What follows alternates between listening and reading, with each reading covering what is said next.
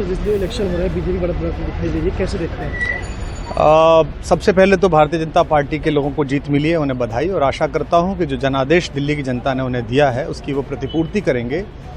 और वे सब आम आदमी पार्टी के लाखों करोड़ों कार्यकर्ता जो अन्ना आंदोलन से आए, जिनके बहुत ही निश्चल निष्पाप और बड़े भारत की राजनीति को बदलने के सपने की हत्या एक निर्लज्ज, नीच, मित्रहंता, आत्ममुग्ध और चरित्रहीन व्यक्ति ने की, उसके प्रति तो क्या संवेदना। दिल्ली को उससे मुक्ति मिली। और मैं ये जानता हूँ कि अब जो आम आदमी पार्टी में लोग बच गए थे सत्ता के लोभ में, लालच में, पदों के लिए, उस पैसे के चक्कर में, वे सब भी अब वापस जाएंगे, लौटेंगे, कुछ अपने व्यवसायों में लौटेंगे, कुछ पार्टियों में चले जाएंगे।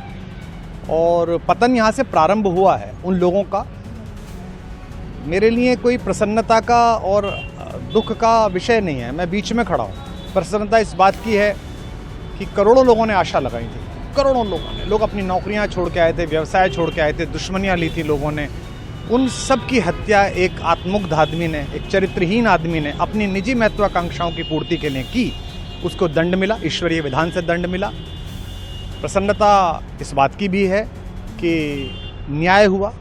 आज जब कहना नहीं चाहिए, लेकिन आज टीवी पर जब जंगपुरा का निर्णय आया और सामने दिखाई दिया कि मनीष हार गया, तो सदा तटस्थ रहने वाली और राजनीति से विरत रहने वाली मेरी पत्नी जो है, उसकी आंख में आंसू आ गए, वो रोने लगी। क्योंकि उसी से उसने कहा था कि अभी तो है ताकत, और उसने कहा था भैया ताकत सदा तो नहीं रहती। तो ये अहंकार आशा करता हूँ अगले लोग नहीं करेंगे, जो बाकी दल है वो नहीं करेंगे, इससे सबक लेंगे। और दिल्ली के नागरिकों को मैं अच्छे शासन के लिए बधाई देता हूँ। अब भारतीय जनता पार्टी अपने नेतृत्व में सरकार बनाकर दिल्ली के जो दुख थे पिछले 10 वर्ष के, उन्हें दूर करे। और आम आदमी पार्टी के समस्त कार्यकर्ताओं को कहता हूं कि आपने जिस किसी भी लोभ लालच में, सब कुछ जानते हुए एक ऐसे व्यक्ति के समर्थन में काम किया जिसने अपने मित्रों की पीठ में झुरा घोंपा, गुरु को धोखा दिया, अपने साथ कंधे से कंधा मिला के लड़ने वाली महिलाओं को अपने घर लाके पिटवाया, अपनी निजी सुख और साधन के लिए जनता का पैसा खर्च किया, अब उससे आशा लगानी छोड़ें, अब बाहर निकलें, अपना अपना जीवन देखें। मुझे राघवेंद्र सरकार राम की कृपा मिली, जिनका ये घर है, जिनकी कृपा से मैं यहाँ खड़ा हूँ। मुझ पर कृष्ण कृपा हुई कि मैं इस निर्लज्ज सर्कस से बाहर आ सका। मैं उन सब से भी अच्छे भविष्य की कामना करता हूँ कि वो कोई गंदगी ना फैलाएं कहीं भी, वो लौट जाएं अपने शिविरों में।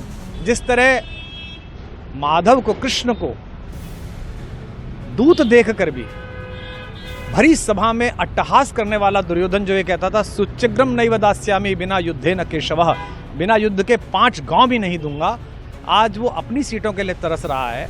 और मुझे पता है कि इस दुर्योधन का अंत भी टूटी हुई जंघा के साथ बड़ा ही दारुण होगा, और भारतीय राजनीति एक कलंकित अध्याय के रूप में इस बौने दुर्योधन को और इसके दरबार के तमाम शकुनियों को याद करेगी। मैं उनकी मुक्ति की कामना करता हूं कि ईश्वर उन्हें इस दुख से बाहर निकाले, और समस्त लोगों को बधाई देता हूं कि चलिए अंततः न्याय हुआ। सर बात करें दिल्ली के चुनाव या यूपी के उपचुनाव मिर्जापुर को लेकर, चुनाव आयोग पर तमाम तरह के आरोप लगाए जा रहे हैं। अखिलेश यादव ने कल कहा कि वहाँ उपचुनाव में मिलकर, ये राजनीतिक विषय है, इस पर मैं राजनीतिक कार्यकर्ता नहीं हूँ, तो इस पर मेरी टिप्पणी शोभनीय नहीं है। वो आपस में सब जाने। लेकिन दिल्ली के चुनावों को लेकर एक मिश्रित प्रतिक्रिया है। दुख है कि अन्ना आंदोलन से एक ऊर्जा जो पैदा हुई थी, जिससे देश में एक सकारात्मक बदलाव हो सकता था, एक वैकल्पिक राजनीति हो सकती थी, उसकी हत्या एक अहंकारी आदमी ने, एक आत्ममुग्ध और असुरक्षित आदमी ने कर दी।